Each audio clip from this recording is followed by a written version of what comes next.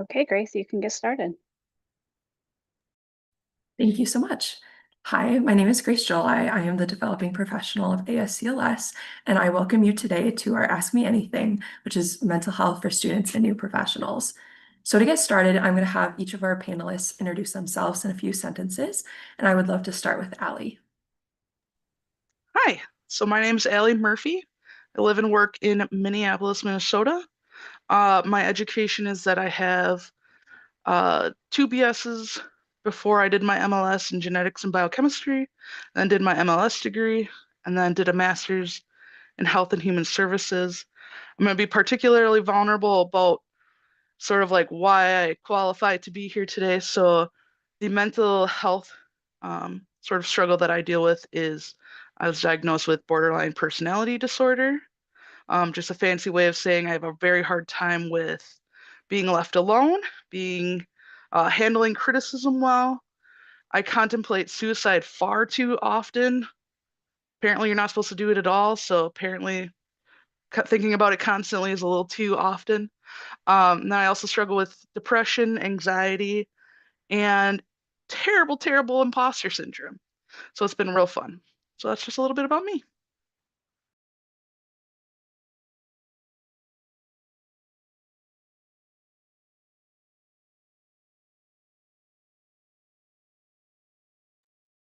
Jesse, will you go next? Yeah, sure. So my name is Jesse Day. I am a director on the ASCLS Board of Directors, and I live in Phoenix, Arizona. Here I am a blood bank technical specialist for the Children's Hospital. Um, I have a bachelor's degree in clinical laboratory science, my master's in health administration, and I'm currently a DCLS student at the University of Cincinnati, which comes with all sorts of unique challenges, being a full-time working professional and a doctoral student. Um, but just for ending the stigma, so to speak, like Allie, I am also diagnosed with depression and generalized anxiety disorder. I've been treated for that for many, many years now. So I'm open to talking about that struggle and the role mental health plays today. Thank you. Thanks, Jesse. Sarah, do you mind going next?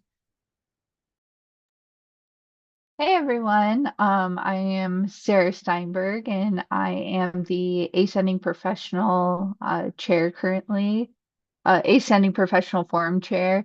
I've kind of worked my way up from like the bottom up. I started with phlebotomy certificate, got my associates in MLT, my bachelor's in MLS. Then I worked on and got my master's of health services administration. And like Jesse, we're both in the first cohort for the University of Cincinnati Doctorate of Clinical Laboratory Science program. Again, like kind of taking from Allie and Jesse to allow myself to be vulnerable and hopefully help you guys. I am a rare case where I was actually diagnosed with ADHD when I was 12, which is like unheard of for females. So that has been like something I've been struggling with for my whole life, essentially, of like wrapping my head around it, but a little bit better under control, but 100% can help you guys kind of navigate tips and tricks. As for work, I am a full-time educator. I'm the program director of Casper College MLT program, which is actually the same program that I graduated from. So it's really cool to be in that full circle. And then I'm also a technical supervisor of a small molecular lab here in Wyoming. So yeah, and I'm excited. Thanks so much for having me. Thank you. Kristen, do you mind going next? Good evening, everyone. My name's Kristen Pesavento. I currently live just outside of the city of Chicago, and I'm a full-time educator. I'm a professor at Loyola University Chicago, as well as the program director. My bachelor's is in clinical laboratory science. I have graduate level work in biological sciences, biotechnology, and education, and my doctorate is actually also in education. Unlike Sarah, I was not and still have not formally been diagnosed with ADHD, but as I've been aging, I am 100% sure that I have that, and I am trying to get that diagnosis right now, which makes it even harder to obtain that as an adult, especially as a woman. So looking forward to talking to you all about our experiences. Last but not least, Leah. Good evening. I am Leah Narans. I am located just outside of Madison, Wisconsin. I am a program director and faculty member for SSM Health MLT online program. I'm retired from 20 years at Madison Area Technical College. I am the old fogey on here. My bachelor's degree is actually medical technology, which is like archaic. I have a master's in business, and I have just been accepted and will be starting my doctorate in education in January. Again, crazy. I'm looking at Jesse. You are a role model to me. I can do this because you can do it too. Full-time employee and doing the doctorate thing. I have a diagnosis of it's a mild depression. I am an advocate of mental health care in general. I talk to my students about it, about getting in early when things are good, finding yourself a good counselor. I also have ADHD undiagnosed. I recently have started trying the process too, and they're like, well, we can't say it is, we can't say it isn't. And it's like, that does me no good. But as a 55, almost 56-year-old woman, trying to get the diagnosis is next to impossible because I've been functional. So therefore, I don't have it. Most people that know me say, no, duh. But I talk to, as I said, I talk to my students about getting in when things are good. And I see a counselor monthly. And when things are good, it's great. When things are not good, she's on my calendar. So I don't have to go scrambling, looking for or trying to find an appointment. So that is why I am on here. I'm a big advocate of mental health care. No matter where you are on your journey of life, you need it at some point. Perfect. Thank you all for introducing yourselves. So our first question, has mental health kept you from taking on new opportunities at work, and how did you push past that?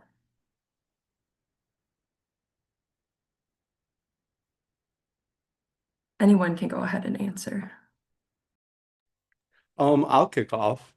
So for me, I think that mental health plays a large factor when I'm trying to think about roles that I could fit into. I think that sort of plays into imposter syndrome and where I feel like I qualify, where I feel like I fit.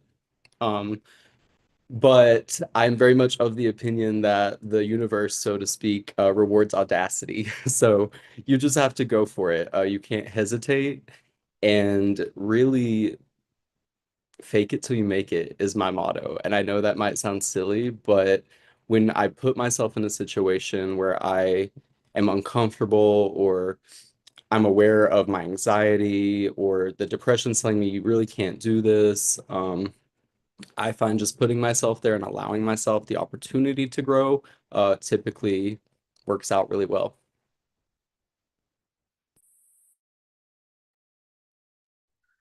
So I struggle a lot with imposter syndrome. And so when I think like I'm going after a new role, I'm definitely in the mindset of I can't do it, not qualified to do it. I'm just gonna crash and burn and fail. So there's no point in even trying. And what I lean on is my friends and my family to be like, can I do this? And the coworkers that I currently have. And I really pull from them sort of that confidence where I can to be able to even apply. But I can definitely say my imposter syndrome has held me back from a lot of different things. I've done a lot of things, had a lot of different career changes and position changes within MLS. Um, but everyone has come with heartache, peril, struggle, whatever it takes for me to get there. But I really lean on trying to get that feedback from friends and from people who know me well to be able to give me that sort of oomph to get me to even just apply.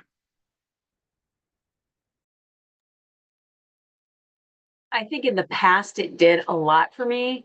I was told by my program director in college I would never be successful in this field. Way to knock you down during your last semester of probably the hardest period of time in your life. And I believed it, and didn't really. I think early on it prevented me from taking some chances.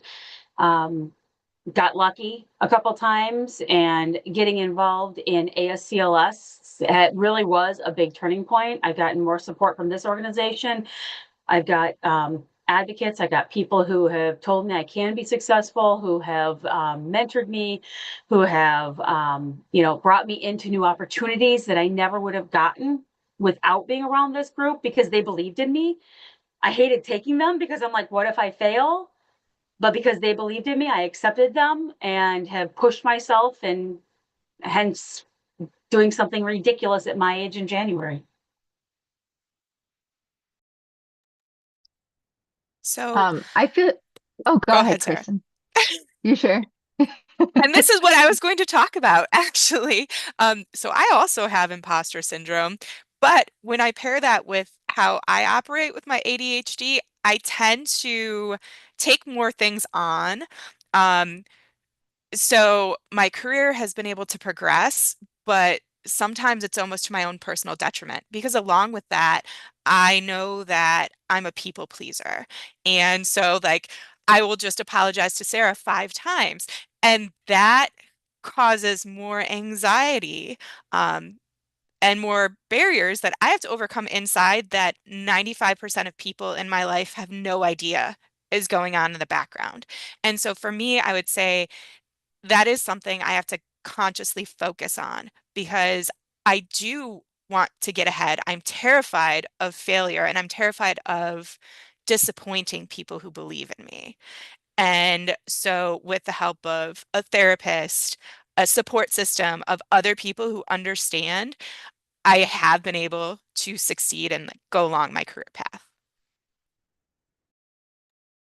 I was going to say exactly the same, Kristen. A woman after my own heart. I am, and Allie also gives a wonderful imposter syndrome talk on this. The first time I heard it, it was like revolutionary for me. I also have imposter syndrome, but I'm the same, where I am like a yes woman, and I say like, oh no, I can do this, I can do this, I can do this. And then same thing as Kristen said, sometimes it's my own detriment, and I just have so many things on my plate. But the hardest part for me is to be vulnerable and like ask the questions, because again, that's where that imposter syndrome comes in. And if I don't know how to do something, instead of just asking somebody, I'm gonna make it a million times harder for myself, and look things up myself or figure out how to do it myself, instead of like I could have just asked somebody and taken care of it like that. So yeah, it's definitely hard and something to struggle with, that it sometimes it's more powerful to be able to say no. Perfect. Thank you all. Our next question is, what coping mechanisms do you use to deal with stressful situations like downtimes or being short-staffed?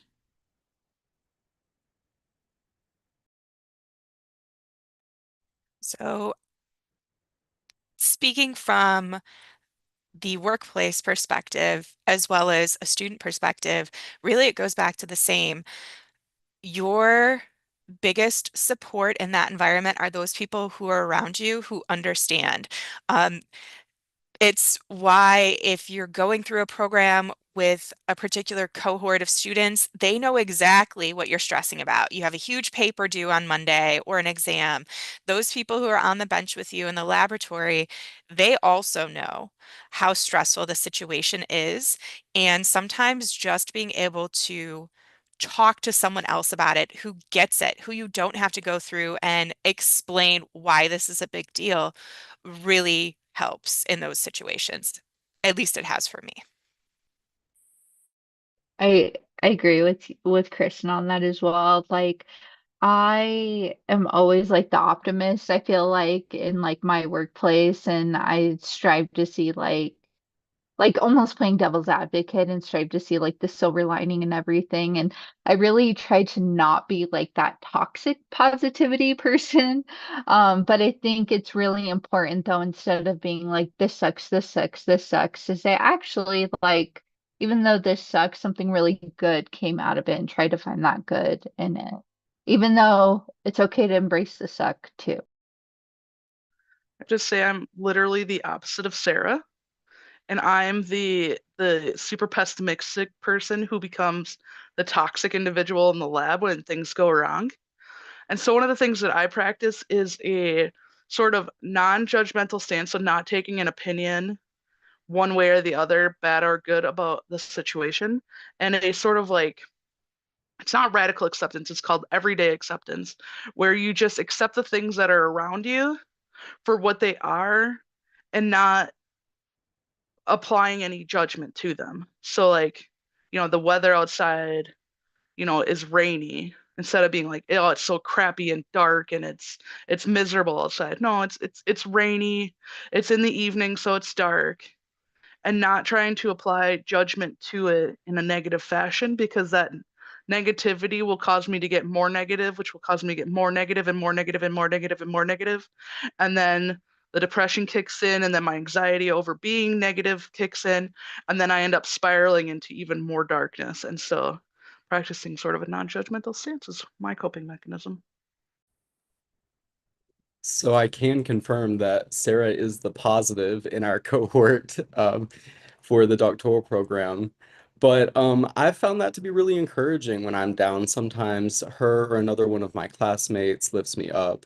So to lean into what Kristen and Sarah said, I think it's really important to use your community as a safety net to catch you when you're kind of spiraling out or you're a little too stressed out. But also to build on what Ali said, I think it's important to take a step back and try to put the situation into perspective. It's really easy to jump down these dark rabbit holes and just keep going and falling through that. But sometimes you just gotta stop. Just stop and breathe and take it back.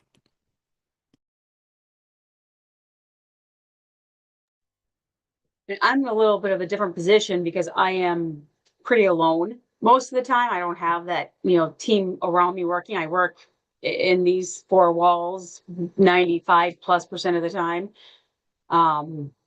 Thankfully, I don't deal with the stress of things like downtime and live lab. But when things get crazy, I tend to do things like, I clean my office, I sort. Sorting is very like, people do like, we'll do meditation and things like that. And, with me, sorting and cleaning and putting things in its space and filing is kind of how I like bring myself back around sometimes. It's really stupid. My desk gets so out of control that it helps me bring things back into order and helps my brain.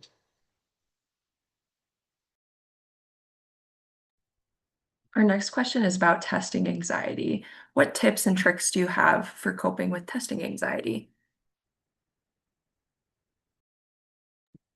I'll start. I have been out of school for a couple years and just jumped back into school this semester. And so I've had a lot of anxiety around exams, and these large assignments that we have. And for me, I think it just has to be less second guessing myself. I think a lot of the time I'm playing into my own anxieties and making them a lot worse. And really, I just need to jump in. And for me, I just take the test. I go through every question. I never go back and look at the question again. I never reread a question, because if I do, I get in my head and I'm probably going to change the right answer to the wrong answer. Maybe that doesn't work for everyone, but that works for me in separating my anxiety from a critical situation like an exam. I agree. And that's one of the number one things I tell my students is don't second guess yourself. Most of the time, your gut instinct is correct. And unless you are 100% certain that you were incorrect, do not change it, because most of the time that's when you're going to get it wrong.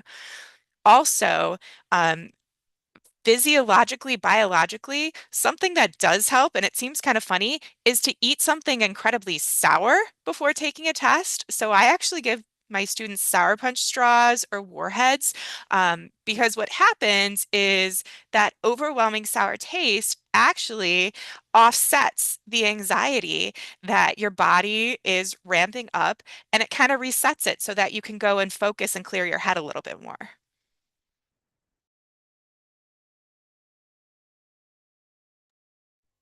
So I've been on the other side of that desk for so many years. I finished my my master's degree almost 20 years ago. So I've been out of school for almost 20 years before I'm going back here. But on the other side of the desk, I'm always like, just stop, take a deep breath before you hit that start, because everything's on computers now, right? Just take a deep breath, close your eyes, just, good air in, bad air out, just to kind of like try to recenter yourself. I do not test well at all. And I tell my students that. I mean, and I've shared my undergrad transcripts where there were a lot of tests. My master's program, thankfully, I didn't have a lot of tests. I had a lot of projects.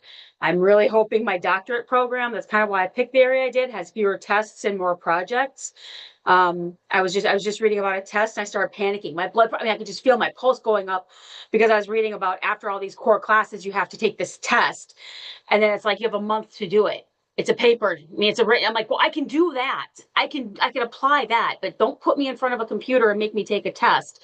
Because I don't do well with it. But just that, if you start feeling yourself, I always tell students, if you start feeling yourself, getting that pulse up and just getting anxious, like during the test, like 3 or 4 questions where you didn't know it, and your body just has those physiological changes, just sit back, close your eyes for a minute and take a couple deep breaths and just start fresh. Just try to like reset, try to bring your pulse down, try to think about what's going on in my body right now, bring it back down and start again.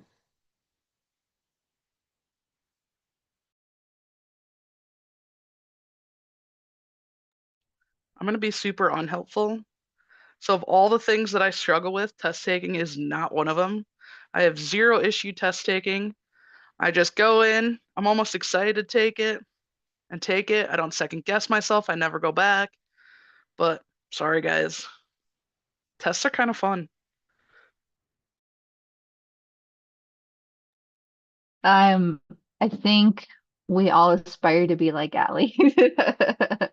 And it's very interesting too to hear about the sour candy thing. I'm kind of on the same thing, like with Leah. I've always had like huge test anxiety and like hearing everyone else's responses. And I also hear from so many of my students that just say, I have such bad test anxiety and I don't know how to get through it. And instructors in the past have told them like there's no such thing as test anxiety. That's not real. And I want to tell you it is real and you are valid.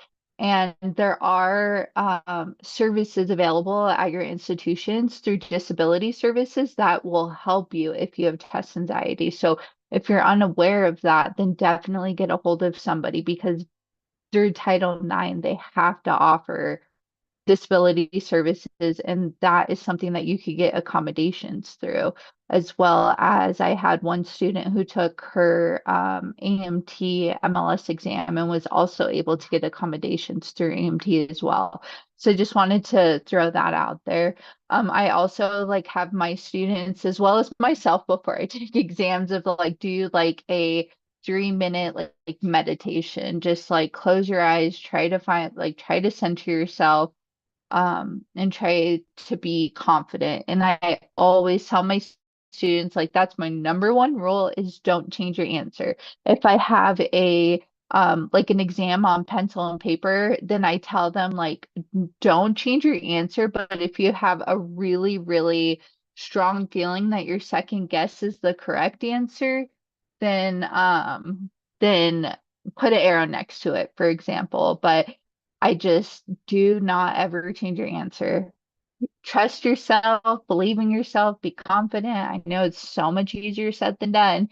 And I will tell you, even as I've been working on this doctorate during like an exam, I will like go and change my answer and then tell my husband, like, oh man, I shouldn't have changed my answer. My first gut instinct was correct, And then he's like, you need to follow the same advice you give your students. So I know it's easier said than done, but you guys can do it.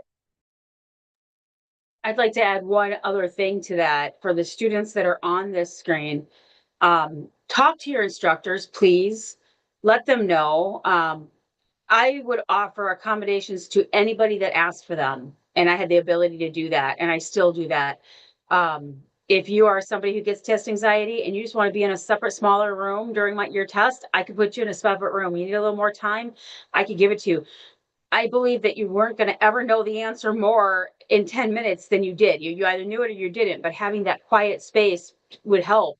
So be honest with your instructors, go to your instructors. We want to help you. We want you to be successful as an instructor. So please talk to your instructors about what you're feeling, and they can guide you to resources. They can support you. I had one student, I literally went through the test. If I read him the questions, he knew the answers. It was just that anxiety would throw him off. And so just talk to your instructors. Awesome. Thank you so much. Our next question, how do you adjust from school life to having free time after graduation? Do you have any tips for rediscovering hobbies?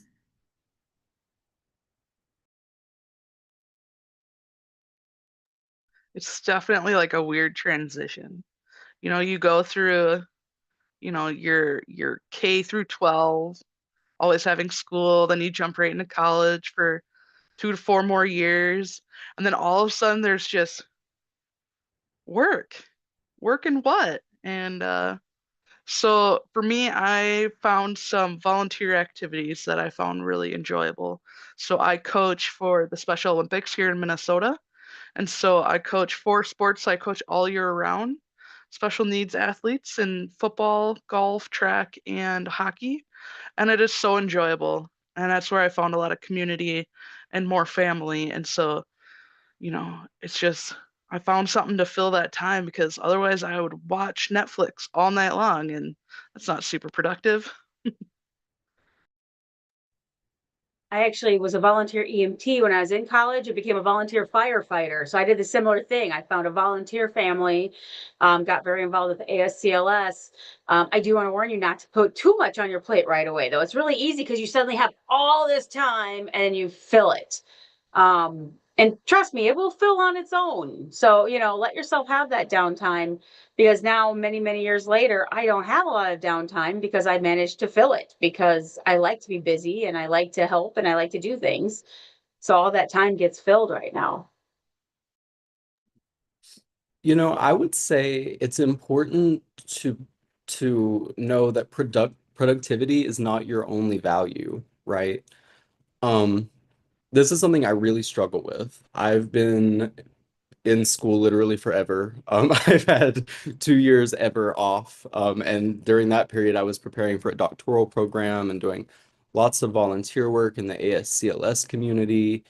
And while I think, yes, that can be a hobby, it's definitely a hobby for me, it's still a form of work that connects to my profession.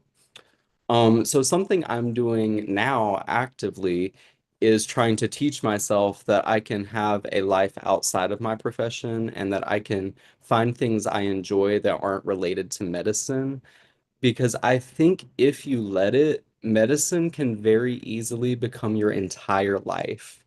And you can lose a sense of identity in that because it's just so much information and so much trauma and so much work all the time. The hospital never sleeps. And so if we don't let ourselves, we're not going to sleep either.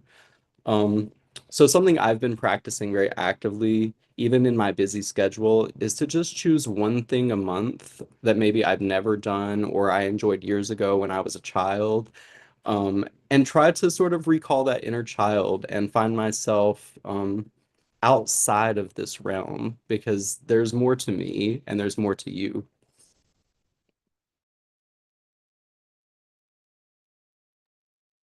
I'm kind of like Jesse, so I have been I'm a non-trad student. I joined the military straight out of high school, and then I went back to school when my oldest son was 1 year old in 2014.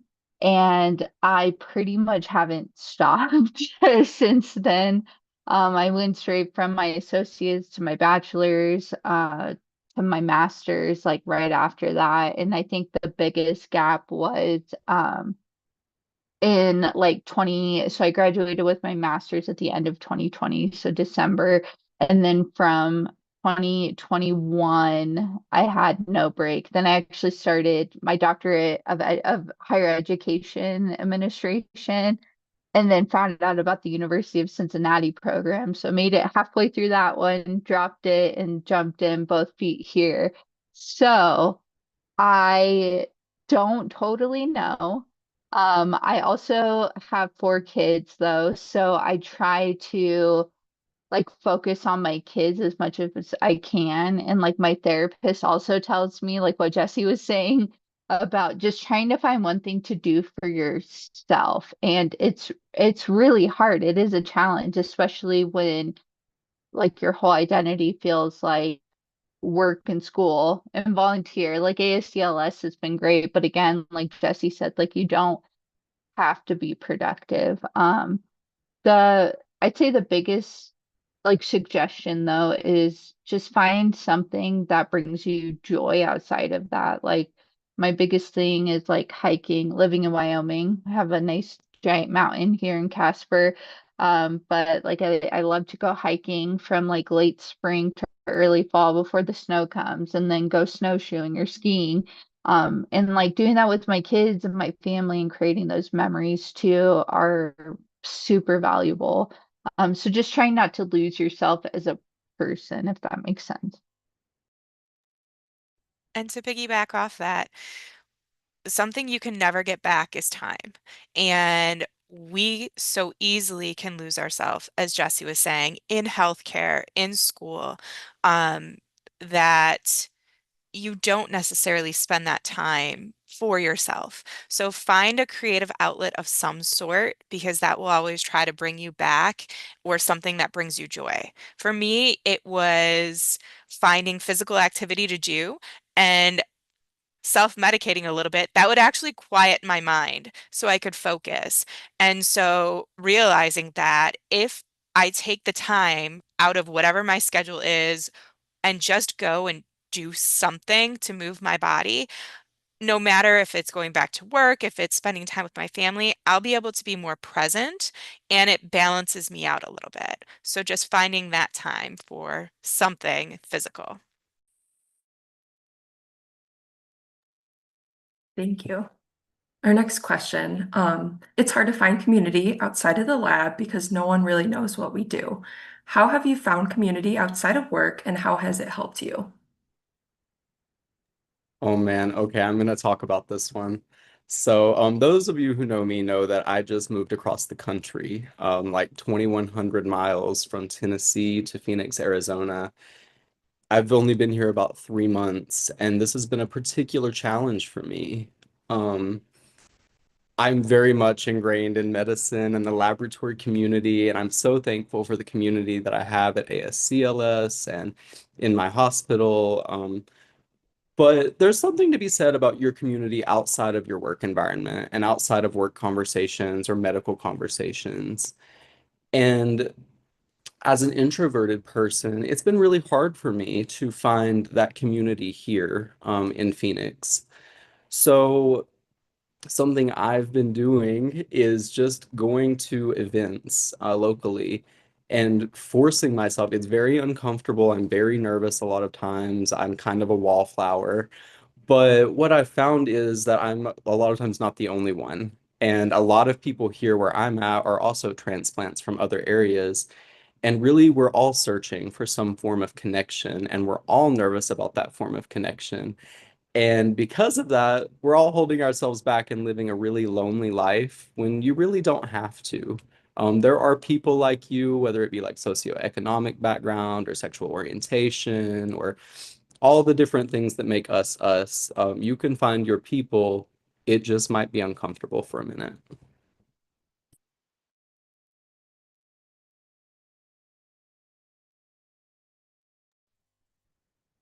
I think by volunteering through other organizations, I think that's a great way, like, Allie with hers and mine with my fire. My fire department, I was a firefighter for 25 years with them, and they became a family. Some people don't know this, how I initially got into mental health care. Getting my own mental health care was my first husband had cancer, and I was on like major overdrive for months, just trying to like just to get to like a handle on where we were at. And then all of a sudden I was losing it. I was like, he was getting better. And my brain was just like, I need to talk right now. I am losing it. But that fire department got me through all that. When he first got diagnosed, first time we were there, they were there, they came out to my car, they helped us, they did this. When he passed away, the first people at my door were firefighters. What do you need, Leah? What can we do? So finding that group that wasn't lab related, not hospital related, but community based, and volunteer based was really, really important. So, finding that group of volunteers that you have a lot in common with, that you can spend that time with, I think that's been my saving grace. I'm still officially considered an honorary member. I'm retired honorary. So I'm still a member. I still get all the benefits. I still get the, what do you need, Leah? I love it. It's another family.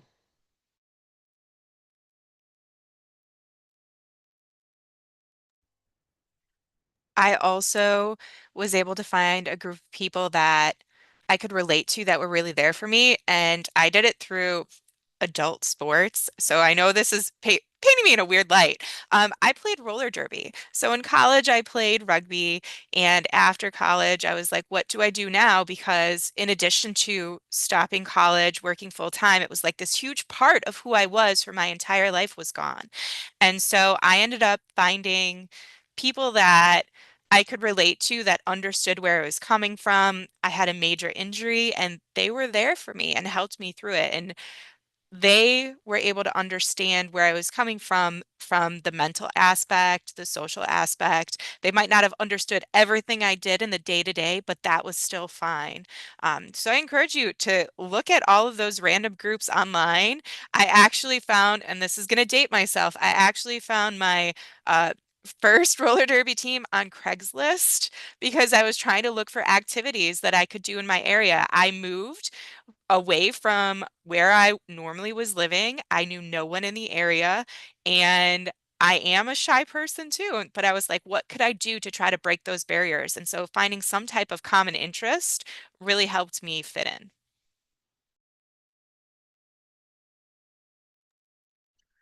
Yeah, like I said, I do the Special Olympics stuff, which I think has been I've been coaching for 10 years, and it's been the probably the highlight of anything that I've done. And it's just so like warming when an athlete hasn't seen you for a whole 7 days and they come over and give you the biggest hug and say they've missed you and they're so excited that you're at practice tonight.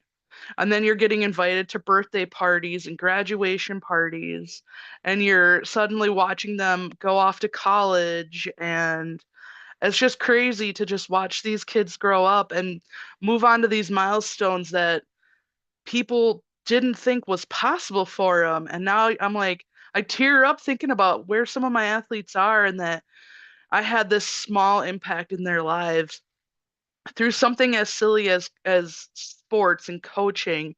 And it's funny because like, can I golf? Absolutely not. Cannot swing a golf club, but I coach golf. I coach track. Can I run track? Absolutely not. I can run about 10 feet at best. But it's not about being able to coach the sport. We have coaches who coach the sport. I coach the enthusiasm and the engagement and getting them to do it and getting them ready for competition and then watching them win medals and enjoy all that it is. And our team is massive. We have almost 100 athletes. And when I got married last year, I didn't invite anyone from my Special Olympics family to the wedding because I had a small wedding, and it was 4 hours away, and I was like, oh, I'm not asking. They were so mad. I got so many complaints that I didn't invite them to the wedding and that they wanted me to throw a second wedding here in the cities. so that they could watch because they were just so disappointed in me. But now I get invites to holidays and you name it, and it's just phenomenal.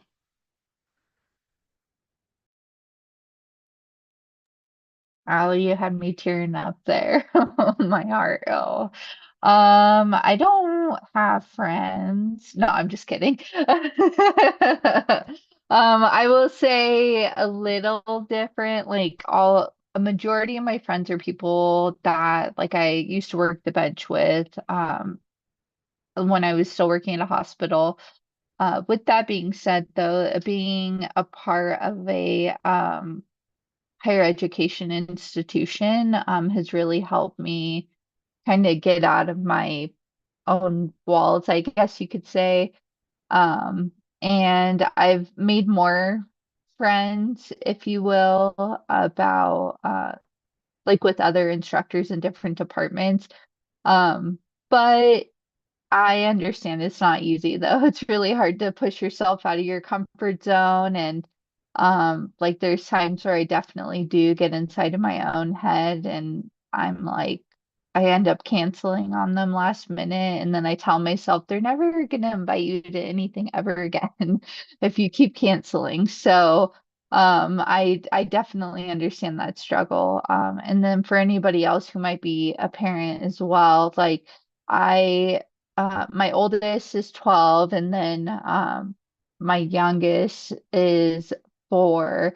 So our two middles are in elementary school right now, second grade and kindergarten. And uh, my second grader is a lot like me. He's on the spectrum. He is very like reserved and doesn't really like get out of his bubble either. But then my daughter, our kindergartner, is like such a social butterfly, completely opposite from my husband and I. And she's like, I want to go see Charlotte and Kennedy and Ocean and all these friends outside of school. So I'm like slowly pushing myself out of my comfort zone as like I see their parents to pick up, and I'm like, hi, I'm Sarah. Can I have your number so our kids can hang out? And it's really, really uncomfortable, but I know like future me will thank myself for my kids' sake, because I do want them to have that and be more comfortable and outgoing. But again, like when I get with my people though, it's just like completely opposite. Like my husband went to the joint annual meeting for ASCLS when we were in Pittsburgh, and he's like, you just the way you light up and talk about like the profession when you're with your friends, and like you're just like this completely different person in a good way around your people. And so I don't know, ASCLS is like family to me though, so maybe like mentally it's different. No, I just want to add, I think that's really important. I know this question's like framed around building community outside of the lab, but a place I've found myself in a lot is maybe it's easiest for me to build community here. And some of my best friends are on this call. I met Sarah almost 5 years ago. Heather, Allie, I've met Grace the last couple years, and I love these people, and they make a huge difference in my life every day because of ASCLS, because of our connection in the lab, but also because of the friendships that we've built outside of here and the personal stories we've shared and the tears we've shared. So there's value in any community. It doesn't necessarily have to be outside of here. Awesome, thank you. Our next question is, what tips and tricks have helped you with studying and memorizing content?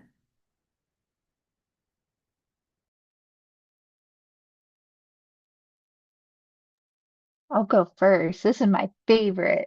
I am such a nerd. I do so many things and I have so many tips for all of my students to do things. The biggest piece of advice I give, because it took me personally so long, I was a non-traditional student and I'm a first generation, the first person in my family ever to go to college. So I went in not understanding how to study, not understanding like how to memorize things, and life was so hard for me until it clicked. So the biggest thing that I would say, biggest piece of advice is to figure out like what works best for your brain. So all of us are multimodal learners, but we all also have a preference on what sticks with us more. So if you are somebody who's more of a hands-on kinesthetic learner, then like what would help you while you're studying is to do something active, like bounce a ball or trying to stimulate that part of your brain while you're studying. For visual learners, it's trying to have like bright colored flashcards, taking notes in different colors, and then using different online resources appropriately. Don't chat GPT your homework and your test because you will not pass your board of certification that way. But using things like Google Notebook LM has been like really revolutionary for me because it's also helps me, especially with having ADHD. I'm combined type, so I'm one that like always has to constantly be moving, but then I also always need that like stimulant with me too. So it's nice with the Google Notebook LM is that you can actually make a podcast of like your notes and everything. So you can listen to it and then it'll help you break down, making charts, making concepts. And like I always say, study big, uh, prepare big, study small. Sorry. So when like you're getting all of your content down, the biggest thing is don't try to memorize like 16 chapters, for example. The biggest thing is memorizing like what are those key terms? What are the concepts that you can help circle back to the other content items because that's what's really going to help you as you go through. I completely agree with Sarah. Learn your learning type. A lot of us, especially with the ADHD girl thing, didn't have to study in high school. It just kind of came. We understood it and we did it. And all of a sudden got to college and went, what? I've never studied in my life. Isn't reading the book once studying? And so I had to learn how to study. And as I've been teaching students, one of the things I teach students is Bloom's taxonomy. Um, was it Jam or Cluck last year? I don't remember. Last year there was a speaker, and I've got the book sitting here somewhere, how to teach yourself to learn or how to help your students. And that was their thing. I'm like, duh, right? So not only are we teaching that first level, like you have to know the words, but you have to know how to apply it, interpret it, those other deeper words. So when I teach my students that early on, I teach them in one of the first intro courses, so they know the test isn't going to be define these terms. That's what you have to know in order to do the next pieces. And how are you going to learn that? And I'm a very visual learner. I'm pictures. I am big into like ANAs. When I learn ANAs and I teach ANAs, I teach it about Easter candy and I compare it to Easter candy. And, it's just my brain, it's just very, very visual. And that's how I learn. So if students are visual learners, I can easily help them. If they're not, I can help them other ways. But you've got to know how you learn or you're not going to learn. And I think that is a powerful tool because for many of us who, again, exactly, Leah, I never had to study before I got into, honestly, my MLS courses. Everything else was just very easy for me. But realizing what it took for me to focus and connect the dots. In education, we call it scaffolding. So you're building on that base knowledge, and really almost everything in the laboratory can relate to something else. So find those connections. If you're completely clueless in blood bank, but you understood immunology, they're the same. And find the way to make that connection there to give you the answer that you need. Also, while AI is not going to help you on your boards, so they're not going to give you what you need there, use it to create study material.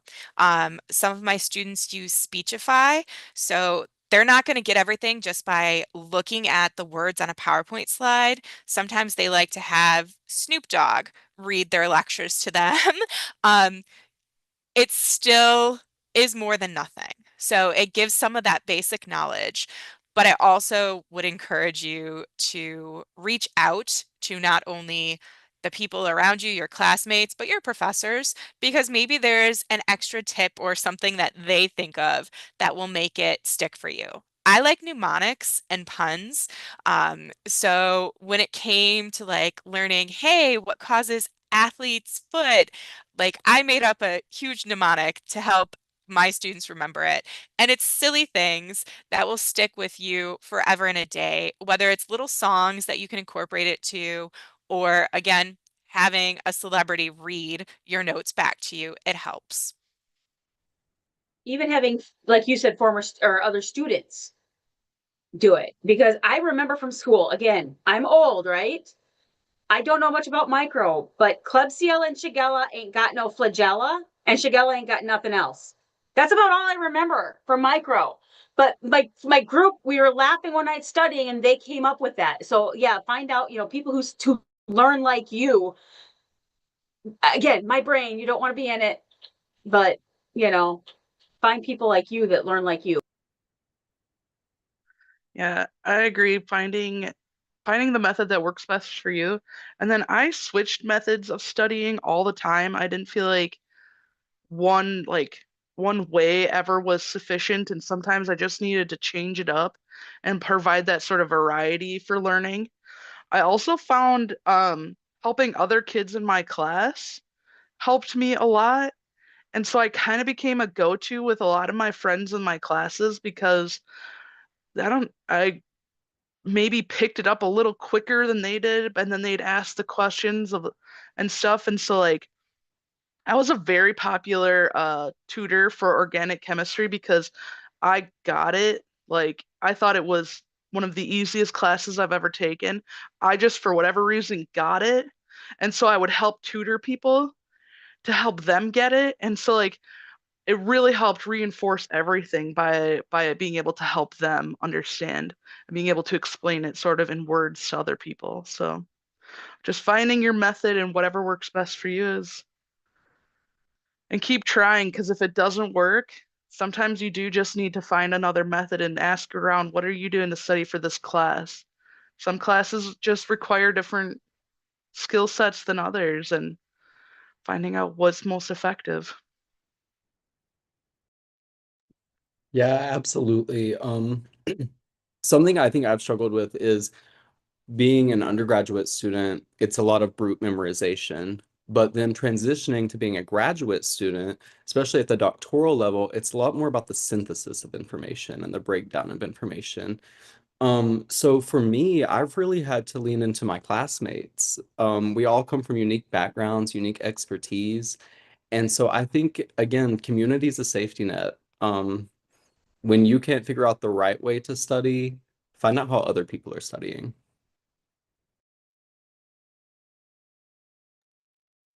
Awesome. Thank you all. I have one last question from the chat. As a new person in the lab, do you have any advice for dealing with working in a department that has one person who everyone sees as toxic, but no one is willing to address it because that person is friends with the supervisor? So, kind of a specific question, but Hi, that's me. I'm that toxic person. So what I would suggest, having been the person who is the awful human being in the lab, I have openly admitted that I was toxic when I first worked in the lab. Um, my tip to you is to focus on you. Focus on making sure you're doing the right things. You're getting what you need out of work. You're getting what you need out of being home. You're making sure you're filling, things that might make you vulnerable, whether, making sure you have eaten before work. And then don't buy into the toxicness of the other individuals. Don't gossip with them. Don't, if they're going to go on some negative rant about some change that's going to happen, use your own mind and think, is this actually a bad change? And don't just feed into whatever BS they're spewing in the moment. Because no matter what it is, they're going to be angry and upset about it because they're an angry, upset person. And it's just to remember that you don't have to be going along with them. You don't have to be friends with them. You don't have to, you have to be cordial because you're coworkers, but you don't have to go out of your way for them. And just trying to focus on ensuring that you're doing the best you can, you're doing you.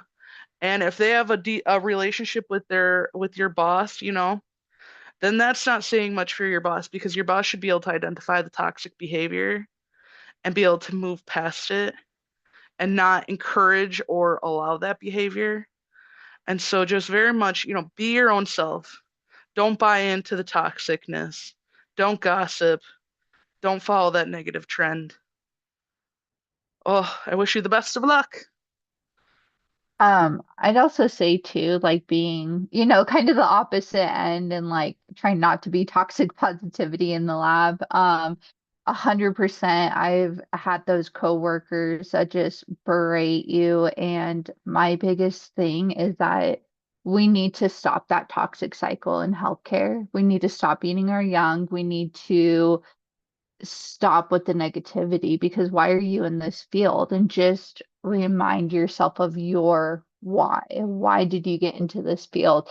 And know too, like I know it can be hard, especially if you are in a rural place. Like I'm in the middle of nowhere, Wyoming, and one of the labs I worked at, extremely toxic, and I didn't have a ton of options to leave. But just understanding that it's okay to leave if that is what's best for you and your headspace and your mental health. And eventually they will, the facility hopefully will figure it out.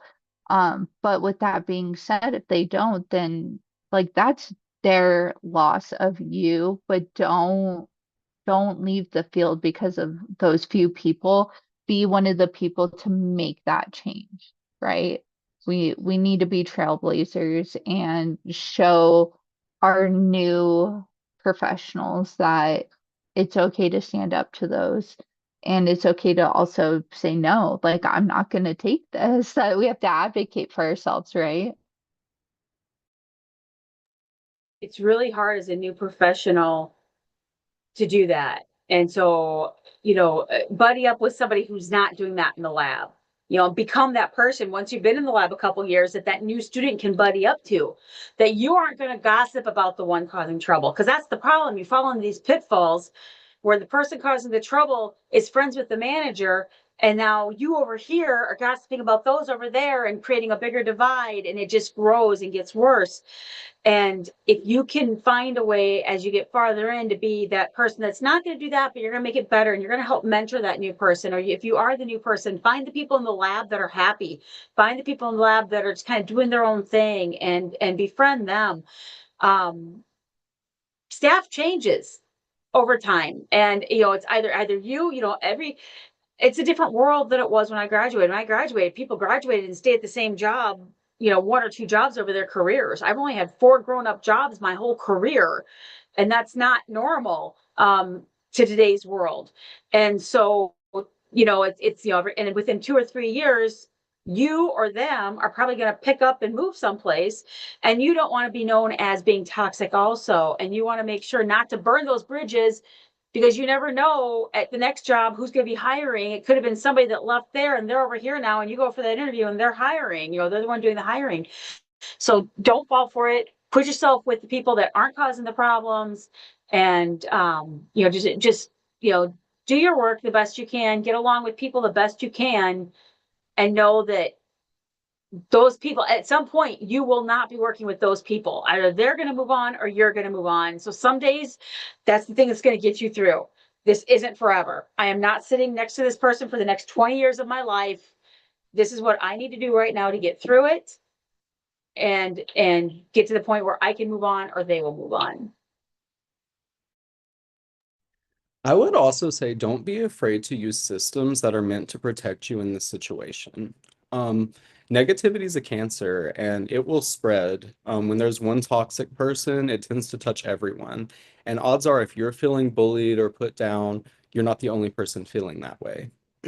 So I can guarantee that your facility has some level above your supervisor, whether that be the laboratory director or if you have to go to human resources.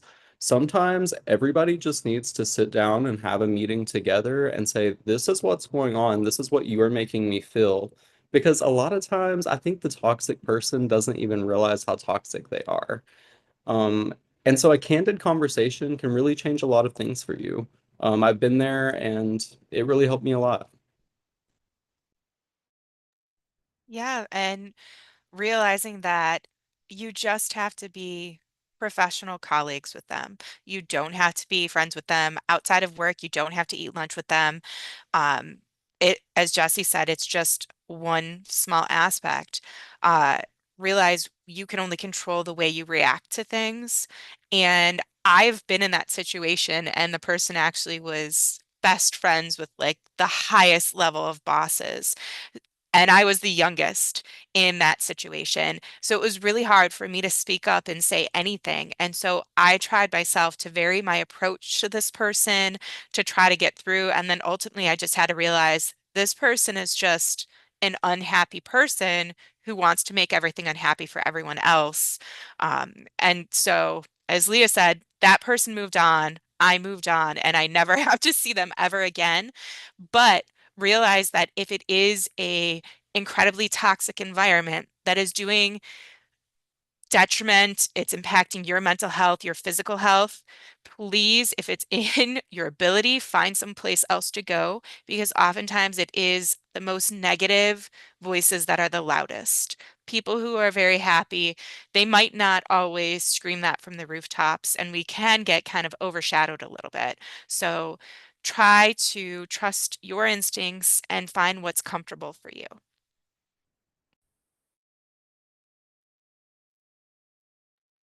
Perfect. I think we'll end that there. I want to say thank you so much to all of our speakers for joining us today. I think we had a really great conversation about a bunch of different questions. And I also want to say thank you to everyone who has joined us on this call. So hope everyone has a good night.